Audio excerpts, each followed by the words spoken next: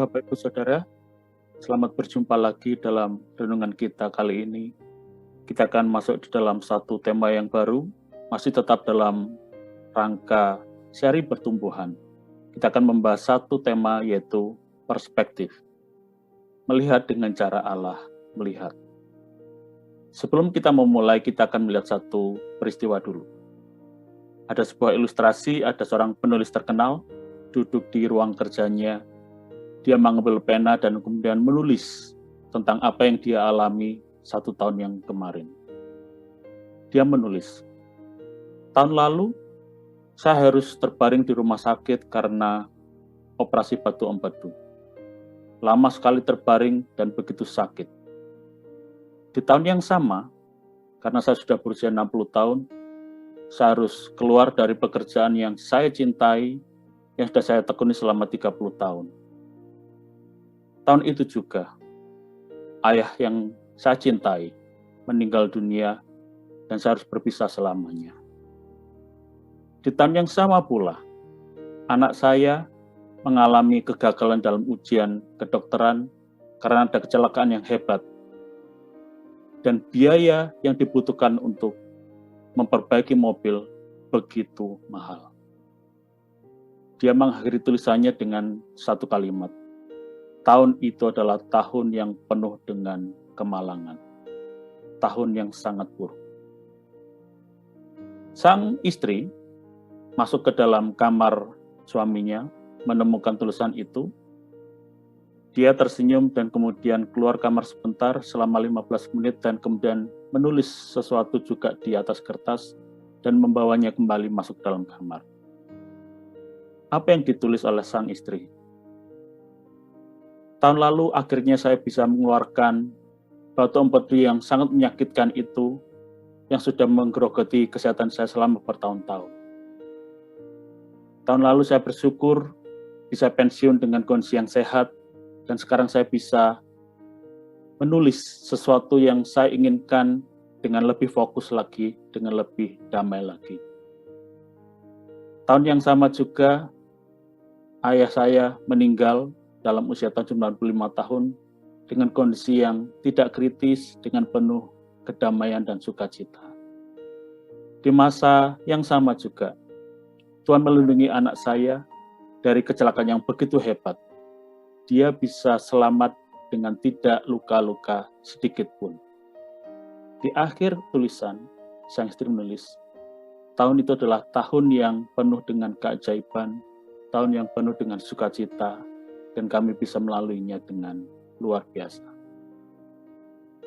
Ketika sang penulis membaca tulisan dari istrinya, sang penulis akhirnya tersenyum juga dan mengerti bahwa luar biasa rasa bersyukur itu.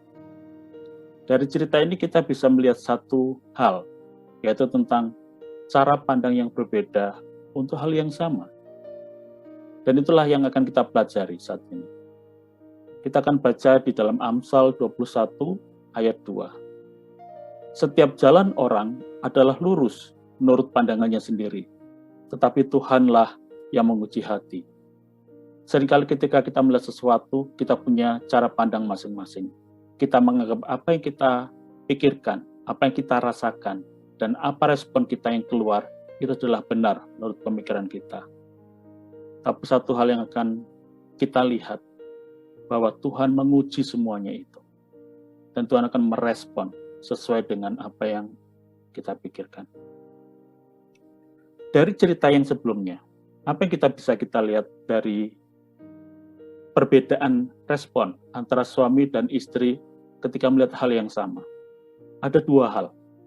Yang pertama, kita seringkali tidak tahu sisi lain dari sebuah peristiwa. Ketika kita melihat misalnya ada seorang anak yang nakal di sekolah, kita mungkin tidak tahu bahwa dia mendapatkan perlakuan yang sangat kasar dari ayahnya di rumah, sehingga dia meluapkannya itu di sekolah. Atau mungkin seorang anak di jalan-jalan yang suka mengemis dan mencuri. Mungkin kita tidak tahu bahwa di rumahnya ada ibunya yang sedang sakit. Mungkin saja, mungkin tidak, tapi juga bisa saja. Ada begitu banyak sisi di dalam sebuah peristiwa yang karena kita tidak tahu, kita jadi salah di dalam melihatnya dan meresponnya. Hal yang kedua, kalaupun kita tahu semua sisi dalam sebuah peristiwa, seringkali kita memilih apa yang mau kita lihat berdasarkan apa yang ingin kita lihat, apa yang ingin kita percayai. Sebuah contoh misalnya di dalam pertandingan sepak bola seperti yang barusan terjadi Euro 2021, pertandingan antara Inggris melawan Denmark, ada sebuah penalti yang kontroversial. Ada sebuah pemain Inggris yang terkesan dijatuhkan di kotak penalti. Ada dua pendapat yang saling bertentangan. Pendukung Denmark langsung berkata bahwa pemain Inggris itu melakukan diving, tipuan. Hanya kesenggol dikit saja sudah jatuh dan kemudian mengerang kesakitan dengan luar biasa. Tapi pendukung Inggris akan berkata bahwa pelanggaran adalah pelanggaran. Walaupun kecil, walaupun besar, harus dihukum. Ada dua hal, sama-sama antara orang satu dan orang yang kedua melihat peristiwa yang sama, tapi mempunyai respon yang berbeda. Kenapa? Karena mereka merespon atau kita merespon sesuai dengan apa yang kita ingin percayai, apa yang kita ingin lihat. Jadi ada dua hal yang membuat bagaimana kita melakukan perspektif yang berbeda untuk satu peristiwa. Yang pertama, kita tidak tahu sisi lain dari sebuah peristiwa.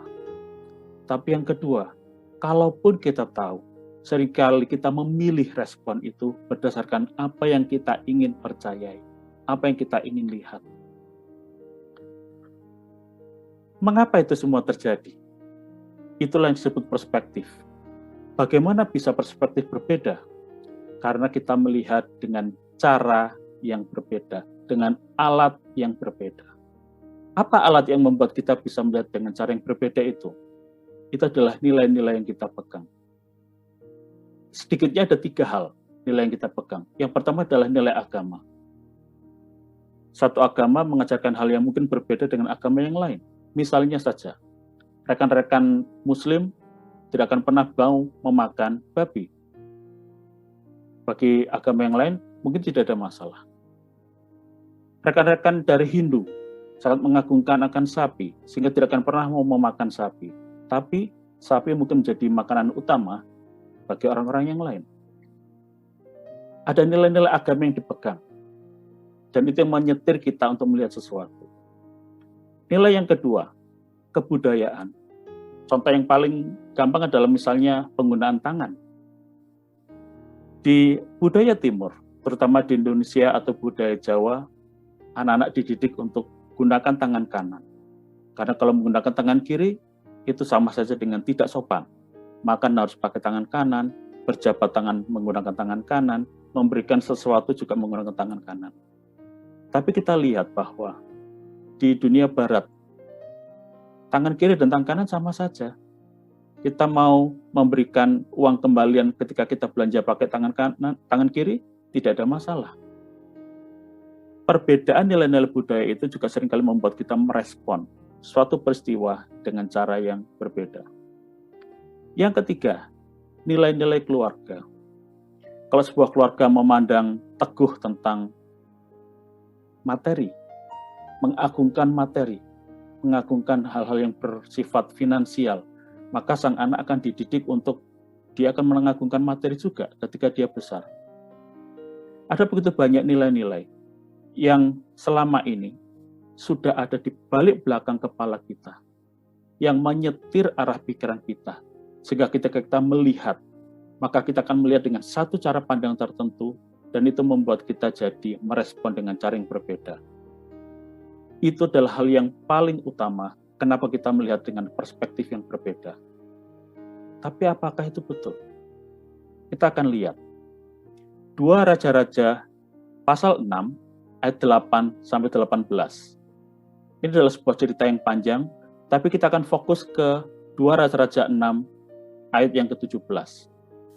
Lalu berdoalah Elisa, "Ya Tuhan, bukalah kiranya matanya supaya ia melihat." Maka Tuhan membuka mata bujang itu sehingga ia melihat. Tampaklah gunung itu penuh dengan kuda dan kereta berapi sekeliling Elisa. Ini adalah sebuah cerita ketika Raja Aram akan menyerang Israel. Dan apapun yang dilakukannya selalu gagal. Raja Aram melihat, mungkin ada pengkhianat di dalam bangsa kita. Tapi salah satu pegawainya berkata, tidak, itu karena ada Nabi Elisa yang tahu apa yang engkau katakan bahkan di dalam tempat tidurmu sekalipun. Dan kemudian Raja Aram menyuruh pasukan besar mengepung kota di mana Elisa tinggal. Dan ketika satu kota dikepung dengan luar biasa besarnya, sang pegawai dari Nabi Elisa dengan takutnya berkata kepada Nabi Elisa, apa yang harus kita perbuat? Kita akan mati. Tapi di ayat ke-17, Nabi Elisa berkata, bukalah kiranya matanya, ya Tuhan, agar dia melihat. Dan ketika mata sang pegawai dibuka, dia melihat begitu besar tentara kerajaan surga berkeliling menjaga Elisa dan mengawal Elisa dengan selamat. Inilah yang seringkali menjadi masalah kita. Kita seringkali menggunakan mata kita sendiri di dalam melihat segala sesuatu. Tapi seringkali kita gagal melihatnya dengan mata Tuhan. Tuhan memiliki kemampuan yang luar biasa karena Dia adalah Tuhan. Tuhan adalah Tuhan yang berkuasa, Tuhan yang berdaulat, Tuhan yang memampukan segala sesuatu terjadi hanya dengan firman-Nya. Dan Tuhan yang sama juga mempunyai rencana-rencana untuk kita. Tapi pertanyaannya adalah, apakah mampu kita memahami pengetahuan dari Allah, cara pandang dari Allah? Kita akan baca Roma 11 ayat 33. Oh, alangkah dalamnya kekayaan, hikmat, dan pengetahuan Allah. Sungguh tak terselidiki keputusan-keputusannya, dan sungguh tak terselami jalan-jalannya. Ayat yang lain, Efesus 3 ayat 18-19. Aku berdoa supaya kamu bersama-sama dengan segala orang kudus dapat memahami betapa lebarnya dan panjangnya dan tingginya dan dalamnya kasih Kristus, dan dapat mengenal kasih itu sekalipun ia melampaui segala pengetahuan. Aku berdoa supaya kamu dipenuhi di dalam seluruh kepenuhan Allah. Dalam dua ayat ini, kita melihat bahwa Allah adalah Allah yang begitu luar biasa.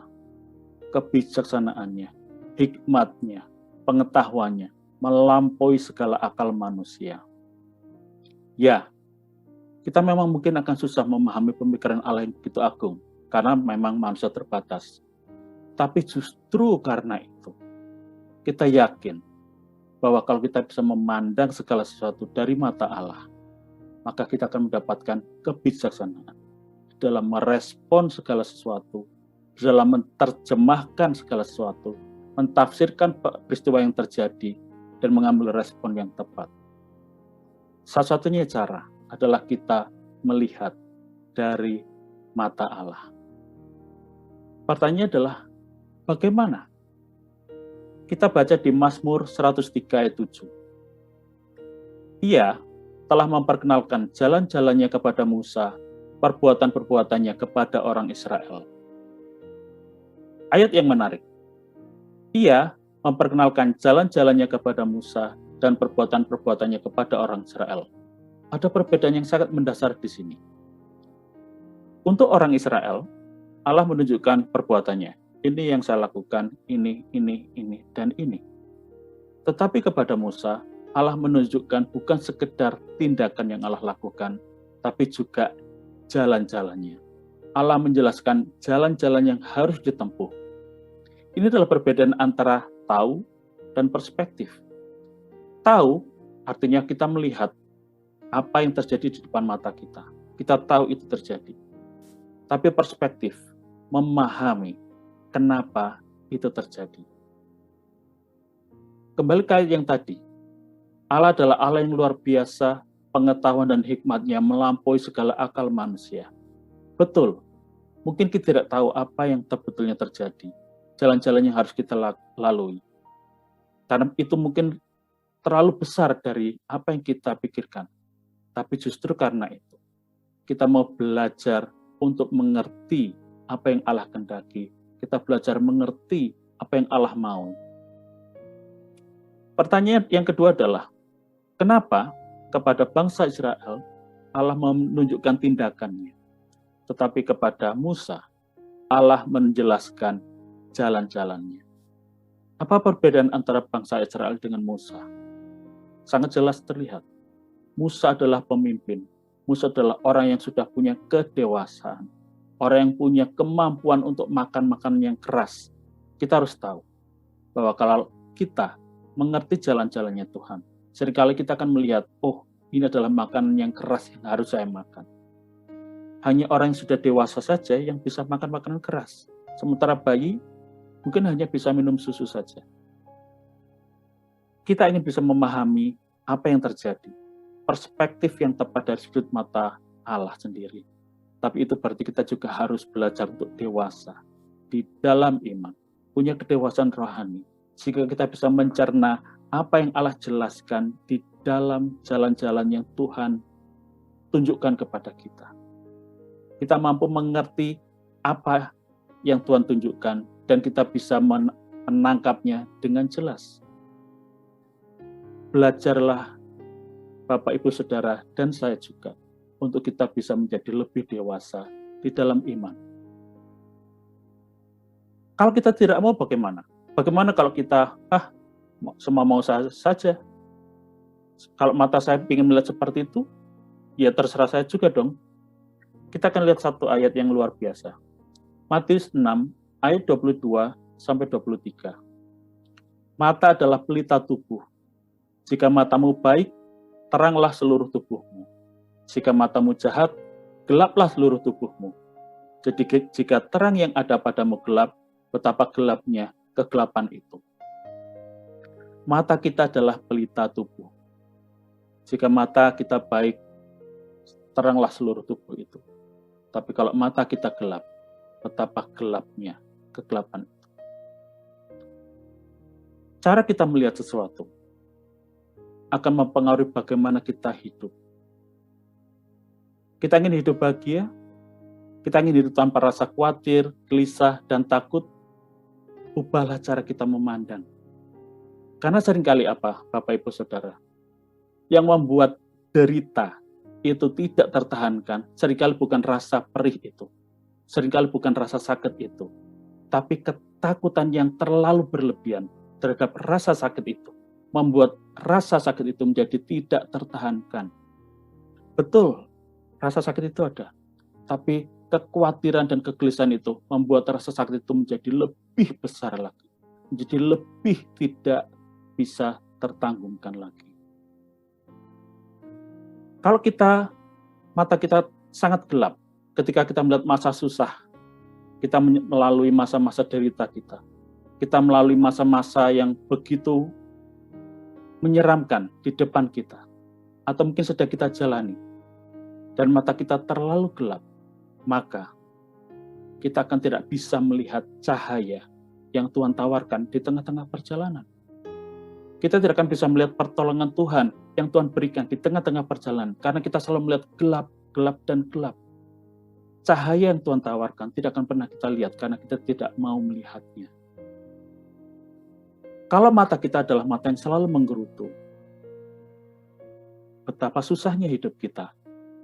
Karena kita tidak bisa bersyukur atas apapun yang Tuhan berikan kepada kita. Ingat apa yang sudah kita pernah bahas dalam beberapa bulan yang lalu? Kalau kita tidak bisa bersyukur, kita tidak akan pernah bisa bahagia. Karena kunci dari kebahagiaan adalah rasa syukur. Kalau kita tidak bisa memandang apa yang baik yang terjadi dalam hidup kita dan mensyukurinya, maka betapa gelapnya kehidupan kita. Kalau mata kita adalah mata yang selalu negatif di dalam melihat segalanya, kita mungkin selalu curiga, kita selalu melihat hal-hal yang pesimis, hal-hal yang buruk. Betapa sangat menderitanya hidup kita. Kita tidak akan pernah bisa melihat segala sesuatu yang indah. Kalau mata kita adalah mata yang penuh dengan benci dan dendam, misalnya terhadap seseorang, juga betapa susahnya hidup kita. Karena apa? Karena hati kita akan selalu terbakar dengan rasa amarah, yang membuat hati kita akan jadi susah untuk mengucap syukur, susah untuk melihat kebahagiaan. Kalau mata kita adalah mata yang buta akan kasih Allah, buta akan tuntunan Allah, buta akan jalan-jalan Allah, buta tidak mau melihat kuasa Allah, janji Allah, tidak mau mengerti bahwa Allah itu berdaulat atas segalanya, maka seakan terkutuklah masa depan kita. Kita akan seperti orang buta yang berjalan menuju ke jurang kehancuran. Mata kita, cara kita memandang, cara kita melihat, akan mempengaruhi bagaimana kita hidup. Mata yang terang membuat hidup ini terang. Mata yang gelap membuat kehidupan ini menjadi sangat gelap. Jadi semuanya ini sangat tergantung dari cara kita memandang. Pandanglah segala sesuatu seperti cara Allah melihat. Allah yang penuh kasih, Allah yang berkuasa, Allah yang mengerti kita, dan Allah yang mengasihi kita lebih dari segalanya.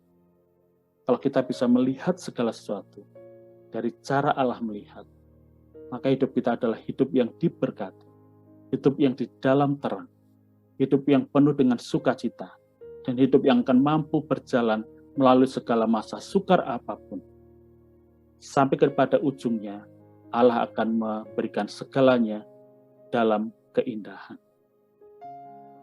Bapak, Ibu, Saudara, apakah kita mau melihat segala sesuatu dari mata kita sendiri, mata yang picik, mata yang negatif, mata yang gelap, ataukah kita menggantinya dengan mata Allah yang kasih, sukacita, bahagia, damai sejahtera, kekuatan di dalam penghiburan, dalam penderitaan. Kita mau memilih yang mana, Bapak, Ibu, Saudara? Mari kita berdoa. Tuhan Allah yang kami sembah, kami puja, kami belajar satu hal di saat ini ya Bapak. Kami ingin melihat bagaimana kami bisa merespon akan sebuah peristiwa apapun yang terjadi di depan kami. Jangan biarkan kami merespon peristiwa itu atau apapun yang kami alami, apapun yang kami lakukan, apapun yang terjadi dalam hidup kami dengan mata yang gelap, dengan mata yang tidak bisa mengucap syukur, dengan mata yang selalu negatif, mata yang pesimis, mata yang begitu pahit. Tapi ajar kami untuk kami merubahnya Bapa dengan mata dari Engkau. Cara memandang Engkau, memandang semuanya. Kau memberkati kami Bapa, agar kami bisa melihat segala sesuatu dari mata-Mu, bahwa apapun yang terjadi, Engkau adalah Allah yang berkuasa. Apapun yang terjadi, Engkau adalah Allah yang penuh kasih. Apapun yang terjadi, kontrol semua ada di dalam tangan-Mu. Apapun yang terjadi, Engkau hadir di setiap saat bersama dengan kami. Pimpin kami ya Allah, karena kami tidak mau menjalani hidup-hidup kami dengan hidup yang penuh kegelapan, hidup yang penuh dengan kecemasan, ketakutan, kegelisahan. Ajar kami untuk kami menjadi orang yang bijaksana, orang yang mampu mengerti akan kehendak-Mu. Pimpin kami ya Bapa untuk kami bisa mempunyai kedewasaan rohani, karena kami tahu bahwa cara satu-satunya untuk kami bisa melihat dengan sudut pandang Engkau ya Allah adalah dengan memahami apa yang menjadi kehendak-Mu. Berkatilah kemampuan kami ya Bapa untuk kami bisa mampu mengecap makanan yang keras, belajar menjadi dewasa di dalam iman, dalam pertumbuhan pribadi kami, rohani kami Bapa. Sehingga kami bisa menjadi orang yang benar-benar hidup di dalam Engkau, melihat segala sesuatu seperti Engkau melihat. Pimpin kami ya Bapa, terima kasih ya Allah, inilah kami. Di dalam nama Tuhan Yesus Kristus kami berdoa. Haleluya. Amin.